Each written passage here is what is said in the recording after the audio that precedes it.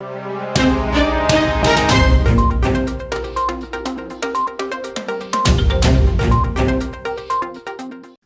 स्वागत है आपका। मेरा नाम है विपिन बेबाक।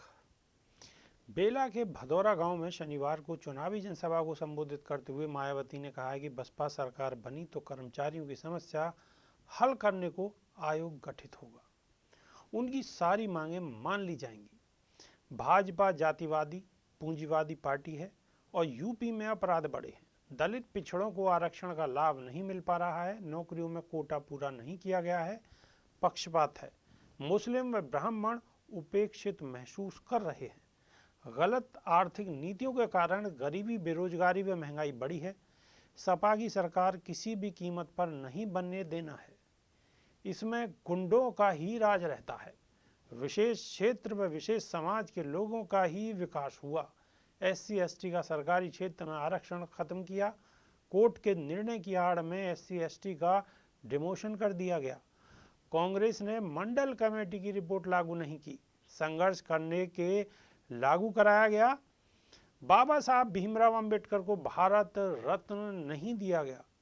कांग्रेस पर निशाना साधते हुए उन्होंने कहा है कि आज़ादी के बाद लंबे समय तक कांग्रेस ने देश में राज किया, मगर मंडल कमीशन की रिपोर्ट लागू नहीं की, जिसे बाद में संघर्ष करके लागू कराया गया।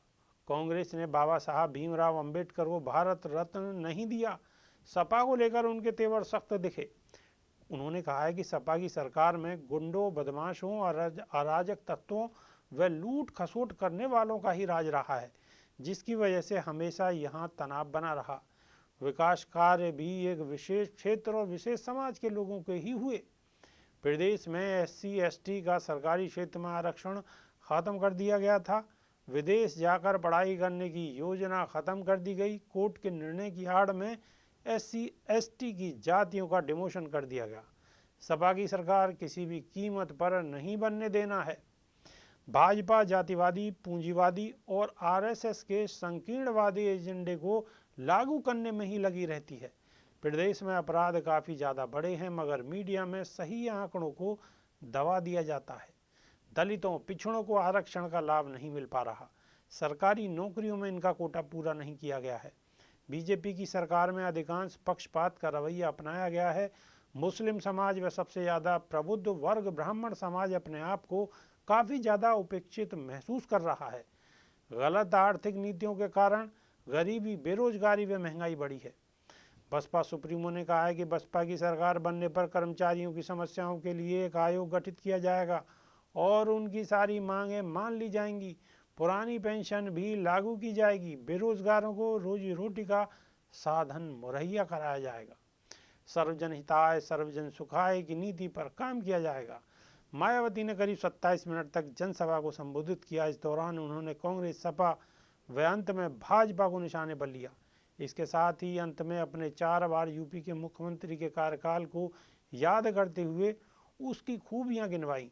चुनाव में इस बार बसपा को 5वीं बार सत्तासीन करने के लिए लोगों से पुरजोर समर्थन की मांग की।